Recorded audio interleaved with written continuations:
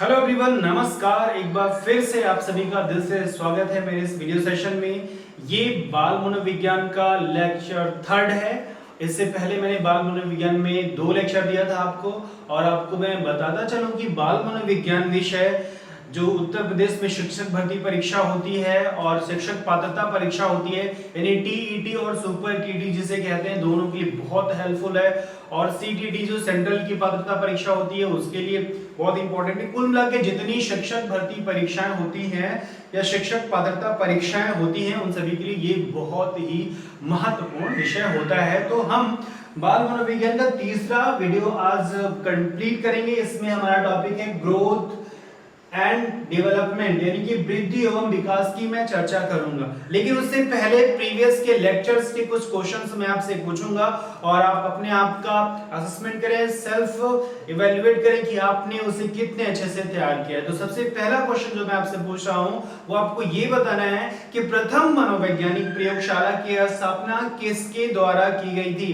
प्रथम मनोवैज्ञानिक प्रयोगशाला की स्थापना किसके द्वारा की गई थी। बहुत ही महत्वपूर्ण है, मुझे उम्मीद है आप सही बताए होंगे। इसका सही आंसर है विलियम उंड के द्वारा की गई थी। और प्रथम मनोवैज्ञानिक प्रयोगशाला की स्थापना कहां पे की गई थी अगर आपसे पूछा जाए तो इसका आंसर है ये जर्मनी में की गई थी। लिप्जिंग नामक एक शहर है, लिप्जिंग नामक का स्थान पे जर्मनी में की गई थी। ओके, दूसरा क्वेश्चन ये है कि व्यवहारवादी मनोविज्ञान का जनक किसे कहा जाता है। व्यवहारवादी मनोविज्ञान का जनक किसे कहा जाता है, तो इसका आंसर है व्यवहारवादी मनोविज्ञान का जनक वॉटसन को कहा जाता है। किसको कहा जाता है? वॉटसन को कहा जाता है। और एक इसी से रिलेटेड दूसरा क्वेश्चन है कि प्रयोगात्मक मनोविज्ञान का जनक किसे कहा जाता है। तो प्रयोगात्मक मनोविज्ञान का जनक उसे ही कहा गया है जिन्होंने प्रयोगशाला की स्थापना की थी, यानी कि विलियम उंड को कहा जाता है। ओके, एक और क्वेश्चन की जो मनोविज्ञान का जनक किसे कहा जाता है, तो मनोविज्ञान का जनक बहुत इजी, बहुत इंपॉर्टेंट है। मनोविज्ञान का जनक विलियम जेम्स को कहा जाता है। ओके, डेफिनेशन का एक क्वेश्चन ये है कि मनोविज्ञान आत्मा का विज्ञान है। यह परिभाषा किनके द्वारा दी गई है, या इन पर इस मत का समर्थन करने वाले कौन कौन से मनोवैज्ञानिक हैं। मनोविज्ञान आत्मा का विज्ञान है, तो कौन कौन है? मुख्य रूप से अरस्तु और प्लेटो की ये जो है डेफिनेशन है कि मनोविज्ञान आत्मा का विज्ञान है। ऐसे में मैंने आपको बताया मनोविज्ञान चेतना का विज्ञान है। तो ये किसने कहा मनोविज्ञान चेतना का विज्ञान है, ये आप कमेंट कर सकते हैं, बता सकते हैं। तो आज हम अब अगले टॉपिक को कवर करते हैं। ऐसे क्वेश्चन मैं पूछता रहूंगा ताकि आपका रिवीजन होता रहे और आप अच्छे से तैयार कर पाए। तो चलिए, हमारा टॉपिक है वृद्धि एवं विकास। वृद्धि और विकास दोनों अलग अलग चीजें हैं, दोनों बहुत ही डिफरेंट होती हैं एक दूसरे से। इनको हम समझते हैं, इस पे भी प्रश्न पूछा जाता है बाल मनोविज्ञान के एग्जाम में। तो पहले हम समझते हैं वृद्धि को। वृद्धि को इंग्लिश में कहते हैं ग्रोथ। तो इसको समझना बड़ा आसान है क्योंकि ये हमें बाहर से नजर आता है।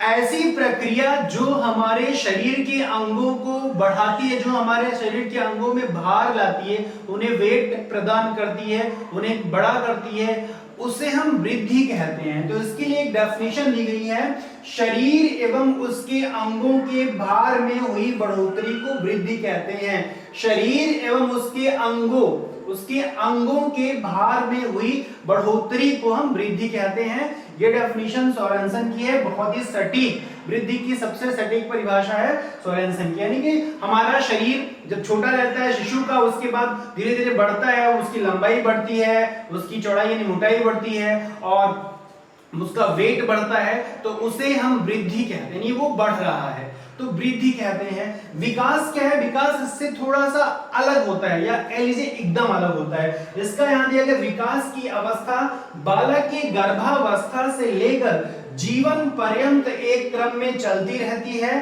तथा प्रत्येक अवस्था का प्रभाव दूसरी अवस्था पे पड़ता है। यह डेफिनेशन हरलॉक की है, एक मनोवैज्ञानिक है हरलॉक। विकास जो है वो हमें ऊपर से दिखाई नहीं देता है। विकास एक मानसिक प्रक्रिया है, यानी जो हमारे मन का, हमारे विचारों का और हमारे सोचने समझने की शक्ति का जो एक तरह से जो वृद्धि होती है, जो बढ़ता है, हमारी सोच का दायरा बढ़ता है, हमारे विचार बढ़ते हैं, उसे हम विकास कहते हैं, डेवलपमेंट कहते हैं। और एक चीज जो वृद्धि होती है अब ध्यान दीजिए, इसके कुछ की पॉइंट्स हैं। वृद्धि मात्रात्मक होती है, वृद्धि मात्रा में होती है, 1 kilo 2 kilo 3 feet 4 feet 5 feet, यानी ये मात्रा क्वांटिटी में होती है। लेकिन जो ये हमारी दूसरा जो टॉपिक है विकास, विकास गुणात्मक प्रक्रिया है, ये गुण के रूप में बढ़ता है, यानी कि हमें हमारे लक्षण, हमारे नेचर में गुणों का आदान प्रदान होता है। गुण का तात्पर्य यहाँ गुणात्मक से थोड़ा अलग है, लेकिन समझने की सुविधा के लिए हम इसको गुण ही मान लेते हैं कि ईमानदारी, बेईमानी, चोरी, दया, ये जो चीजें होती है विकास के अंतर्गत आती हैं। ठीक है, अगला की पॉइंट ये है कि इसे सामान्य रूप से मापा जा सकता है।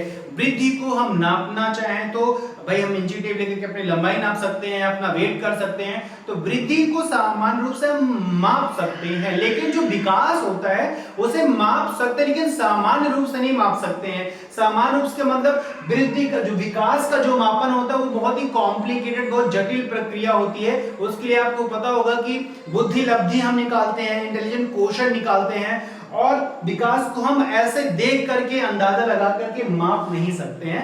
ये दोनों में अंतर होता है। एक और पॉइंट ये है कि ये सीमित समय तक होती है। जो वृद्धि की प्रक्रिया है, जो ग्रोथ हमारी होती है, एक निश्चित ईयर्स यानी एक निश्चित समयावधि के बाद वो एक कांस्टेंट हो जाती है, वो रुक जाती है, फिर वो वृद्धि होती नहीं है। जैसे कहा जाता है कि 18 से 20 साल तक जितना हम बढ़ना होता है, जितनी हमारी लंबाई बढ़नी होती है बढ़ जाएगी, और भी चीजें जो शरीर के अंग हैं उनका जो एक तरह से ग्रोथ होना होता है वो एक निश्चित टाइम तक ही होता है। उसके बाद चाहे आप जितना जो है लटकिए, आपकी लंबाई बढ़ने वाली नहीं है, चाहे जितना आप दवाई खाइए आपकी लंबाई बढ़ने वाली नहीं है। तो एक निश्चित टाइम होता है, उसी टाइम पीरियड तक ये वृद्धि होती है, उसके बाद वो नहीं होती है। लेकिन जो विकास की प्रक्रिया है ये सामान्य रूप से जन्म लेने से पहले का तात्पर्य गर्भावस्था में रहने से ही शुरू हो जाती है। जैसे जाइगोट फॉर्मिंग होती है उसी समय से ये प्रक्रिया शुरू हो जाती है, और जीवन पर्यंत जब तक हमारा जीवन रहता है तब तक हम कुछ ना कुछ सीखते रहते हैं, कुछ ना कुछ हमारे अंदर